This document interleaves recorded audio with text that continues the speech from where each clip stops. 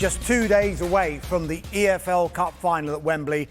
Both Arne and Eddie Howe have come out fighting. A win for Newcastle ends a 70-year wait for a domestic trophy, but Slot thinks the final is just as important for the holders Liverpool. No, I don't go along with that, no. A final in this country is always special because of the fact there are so many strong teams in this country, in this league. So if you reach a final, it's always a big moment for them, but definitely also for us. Because in the end, although we've got 2 cup games in this country, but you can never take a final for granted. And it's not like this, for Liverpool it happened last season, but we don't play every single season, every final. So it is special for them, but definitely also for us. A lot's made of that, and of course I understand why. But I think it's a real motivation for us to try and break that long time and that long wait that everyone's feeling here. It should be inspiring for us, not a negative. And I understand it will be a negative or perceived negative for a lot of people, but we're trying to look at it the other way around. A chance to make history for us as a team. That's very rare in football. You get very few opportunities to do that. Chance to be remembered positively, which again is not very many times in your career you get a chance to do that. So I think they're all positive outcomes. And I want the players to look at it that way, as I said earlier, to attack the game and to give a good representation of us. Now, could this be a deciding factor in Sunday's final? Slot confirmed Liverpool will be without key defender Trent Alexander-Arnold through injury, and he doesn't expect him back anytime soon. And therefore, at right back as well, is it a straight choice between Jarell? Maybe Endo could play there?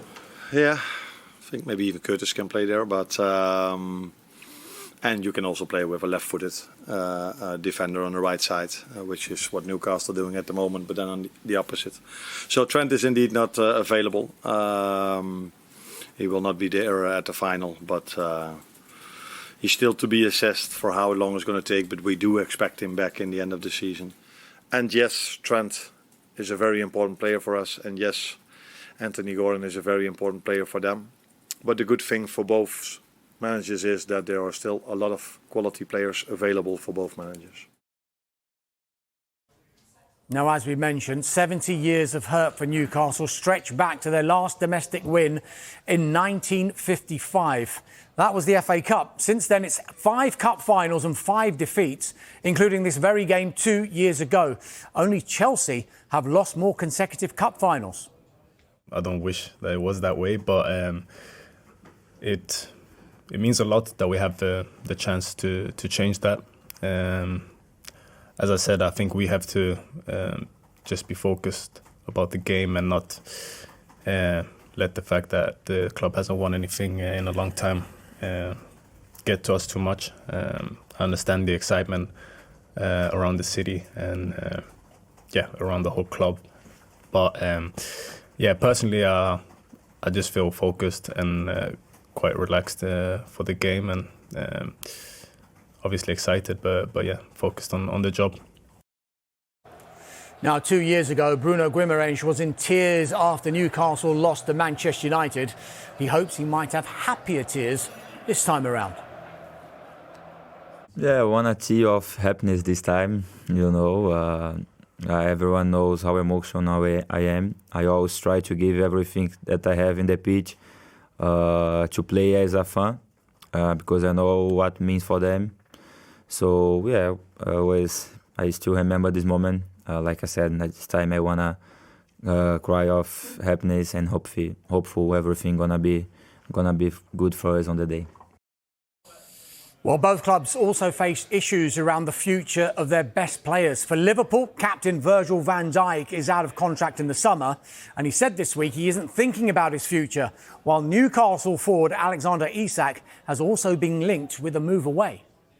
I don't know what's happening next season as well, in terms of results, but that's not what you mean. The only thing I know is that I want Virgil to be here next season, and all the rest is talks about contracts, and that's not what I do over here.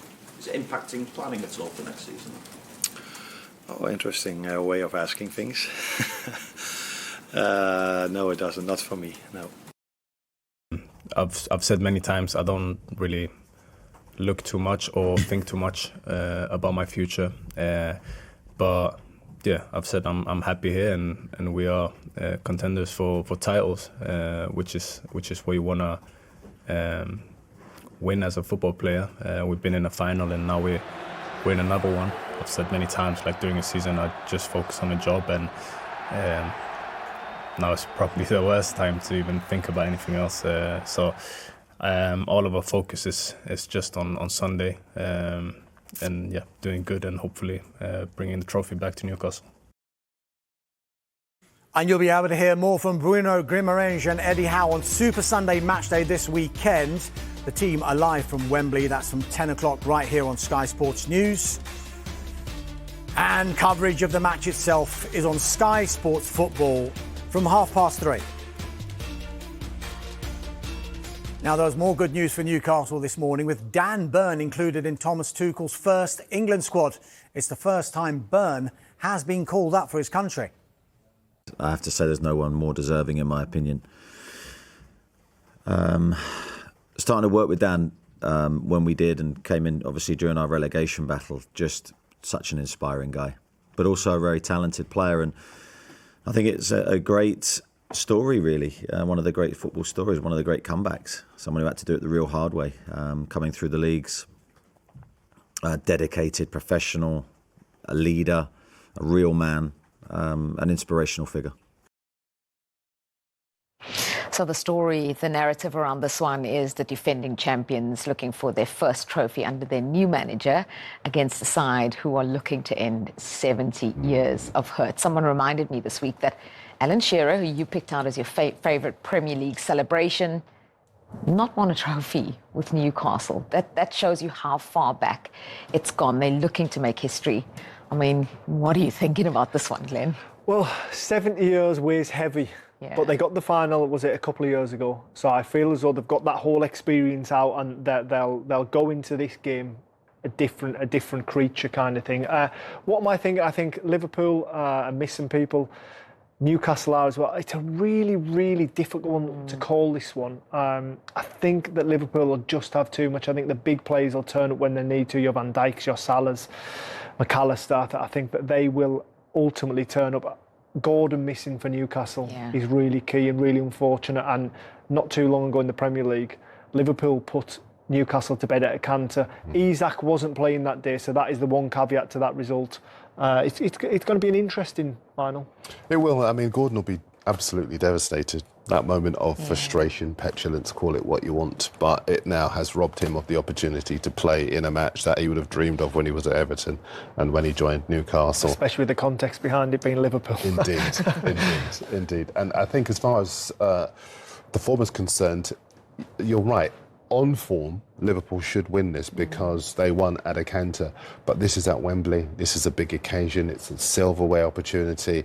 And you don't know how that kind of pressure affects people. I do think Liverpool with more attacking options are the favourites. But then I look at Salah, and the last couple of games, he's not been the Salah we know and love, you know. And I'm wondering which Salah will turn up in this match. It seems ridiculous to say, of course, but when you look back at Liverpool's last 6 games, I think or 8 games, sorry, they've drew 2 and lost 2. And then I think to the 4 they've won, one was Southampton where they sleepwalked through, and the other was Newcastle without Isak. So going into this final, Liverpool aren't in great form. No. So it's going to be really interesting. And also, I watched Isak in the semi-final at Arsenal, and Arsenal's defence obviously is elite. It's their strongest point.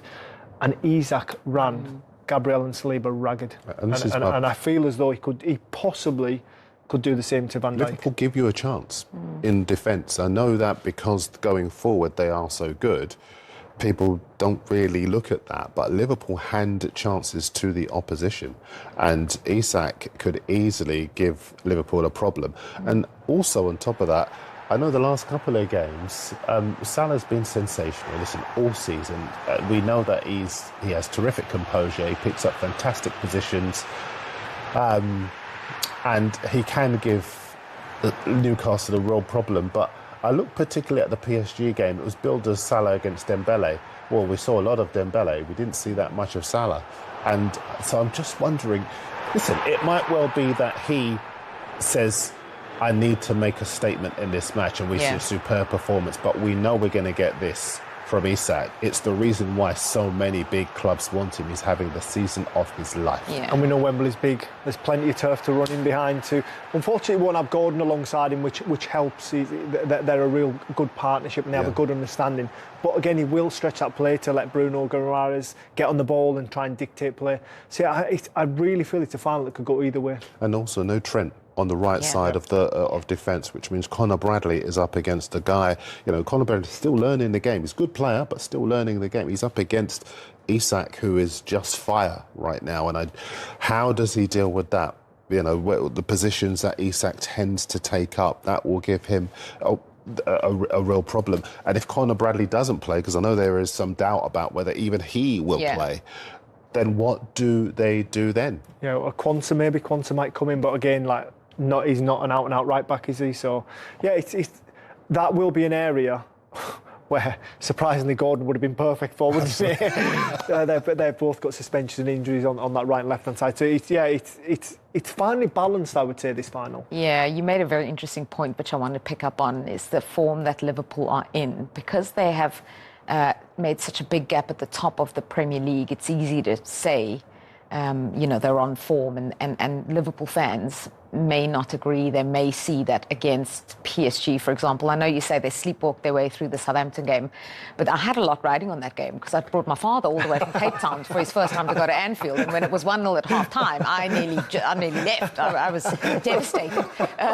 So not true. They had to battle back. They were very quiet. They were very... Southampton had opportunities, and they scored that goal in the first half. So maybe not the Liverpool we saw from a couple of months ago, and yet this is a cup final. This is a chance for someone like a Salah, as you mentioned, who we don't know if he's going to stay on, if this is his swan song season. We have no idea yet. A chance for someone like Virgil van Dijk, who we're also not sure of yet. And the big players, no matter what they're going through, as you guys also mentioned, this is a one-off game. See, for us in newspapers, that subplot, the romance and all that stuff, newspaper, in media, it's fantastic, right? But on the pitch, and you probably would speak to this better, I just wonder if Liverpool are so far clear in the league that the intensities come out of their game. And so they do have those motivations, those individual motivations, but they might just be experiencing the frustration of not being able to go again, not being able to get back to where they had been. Well, I think leaning into that narrative, also going out the Champions League, which was kind of a main focus for them, because they are so far ahead in the Premier League. It's kind of, right, let's concentrate on the Champions League. And when you get, I think the best way to put it is by humbled by PSG over 2 legs. They were absolutely superb. All of a sudden, it's like, actually, we really need to win this Carabao Cup. So it might spark them into life, but it's whether they're able to spark into life after having what has been an okay period, not a period that we've become used to over Liverpool this season. So we do predictions at the end of the show, but we don't have space for this prediction, so I need a Carabao Cup winner. I need a prediction. Do you know, I actually think I should not say I'm going romance. I'm going Newcastle to break their 70-year curse. I think Newcastle as well. I do. I know I never thought I'd say it, but I just think if you're Newcastle and you're Eddie Howe, because this is as much about the managers as well, I think Eddie Howe says his players attack them. They're hurting, they're feeling sorry for themselves. After the other, go after them. This is their 3rd League Cup. They've lost the other 2 to the Manchester clubs. They will not want to be losing this one. I think they will say attack them. They've got weaknesses that you can take advantage of. Go for the jugular. I've got to stop you there before the angry Liverpool fans DM me once again. That's just Darren's personal opinion. When we come back now, we focus on... Days away from the Carabao Cup final. Can Newcastle end that 70-year drought? Well, Keith Downey was speaking to Eddie Howe this morning. We're going to head to Keith now. We're going to, I guess, start by talking about Dan Burn, Keith, after his England call-up. Yeah, morning, Hayley. We're obviously here at the Newcastle United training ground today for their Carabao Cup final press conference ahead of their trip to Wembley. They'll make that journey yesterday. But just as Eddie Howe was entering the room at 9 o'clock this morning, at that exact moment, news was breaking that defender Dan Burn, as you rightly say, had been called up to Thomas Tuchel's England squad for the very first time. A surprise inclusion, I think many would accept. Of course, Burn is 32 years old now, has never been capped before, and probably felt that his chance to play for England had gone. So if Newcastle lift the Carabao Cup final on Sunday, Dan Burn, instead of partying and enjoying it with his teammates, will be heading off to join up with Thomas Tuchel and his new England teammates. A surprise inclusion, but definitely a well-deserved one. This is Eddie Howe's reaction, and he'd only learnt the news literally 1 minute earlier when Dan Burn himself told him. Incredible moment for Dan, and I have to say there's no one more deserving in my opinion.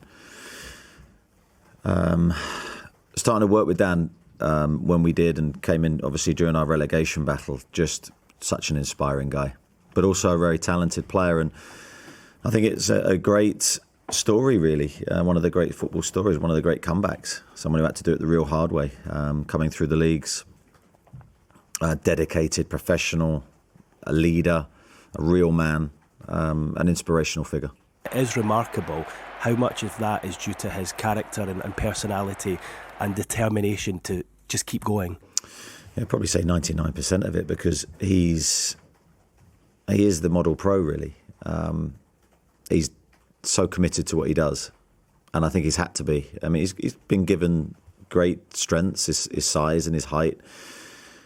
They're brilliant weapons to have on a football pitch, especially as a centre-half. But then you've got to improve all the other areas of your game to sort of see that as a big strength. And he's done that for me. And his character is so stable, so level, that he takes every challenge and every potential negative in his stride and comes back stronger. And I'm so pleased for him on a personal level, because he's thoroughly deserved it. Have you had the chance to see him this morning? Very briefly, he told us about the call-up, so very briefly just before coming here, so no time to celebrate with him, straight into this room. No dancing from him? Not yet. Still time. Oh, yeah, a real boost for him ahead of this weekend. But goodness me, what a final it's going to be. And there's just been so many years of pain, haven't there, for these Newcastle United fans, Keith?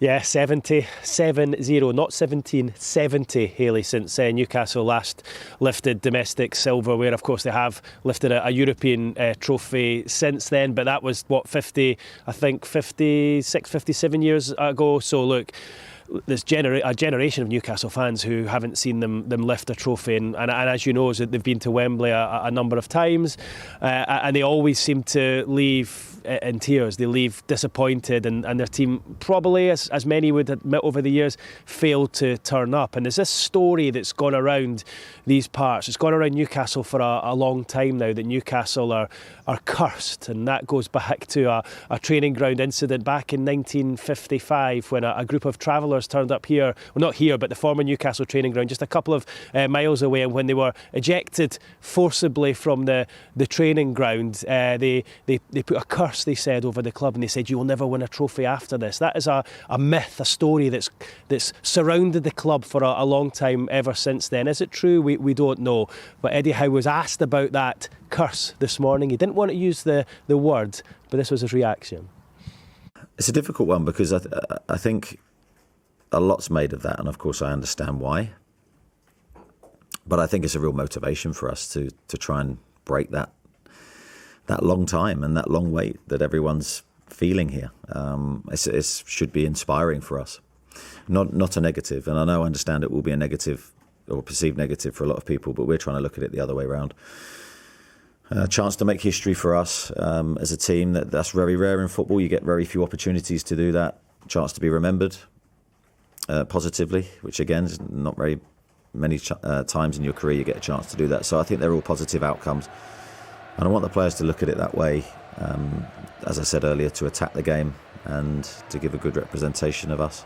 The destiny is in our own hands. It's not in any. I'm not even going to use the word that you mentioned, but it's not in those or that mindset really. We did well to avoid saying it, didn't he? It was great. You, a little earlier, obviously spoke to Eddie Howe, but you also had the opportunity to speak to Alexander Isak, Bruno Guimaraes as well. What did the captain have to say? Yeah, the club put two of the big star names up to speak to the media this morning ahead of the final on Sunday. And of course, as we know, Bruno Guimaraes, what a character he is. You can see exactly why he's captain. And you think back to Wembley 2 years ago when Newcastle lost 2-0 to Manchester United in the final. There was those famous shots of the Brazilian crying at the final whistle. He said since then he's pictured walking up the Wembley stairs to lift the trophy time and time again. It's a dream of his. And he says, look, I'm an emotional guy. I put my emotions into a game. I play like a fan because I understand how you guys feel. And he, more than anyone, I think, wants to end this trophy drought for Newcastle on Sunday, knowing that he would be the man to get his hands on the trophy first. Yeah, I want a tear of happiness this time. Everyone knows how emotional I am. I always try to give everything that I have in the pitch. To play as a fan because I know what it means for them. So yeah, I still remember this moment. Like I said, this time I wanna cry of happiness and hopeful everything gonna be good for us on the day. Right, what about Alexander Isak then? What everyone wants to know, is he fit? Is he ready to go for the final, Keith?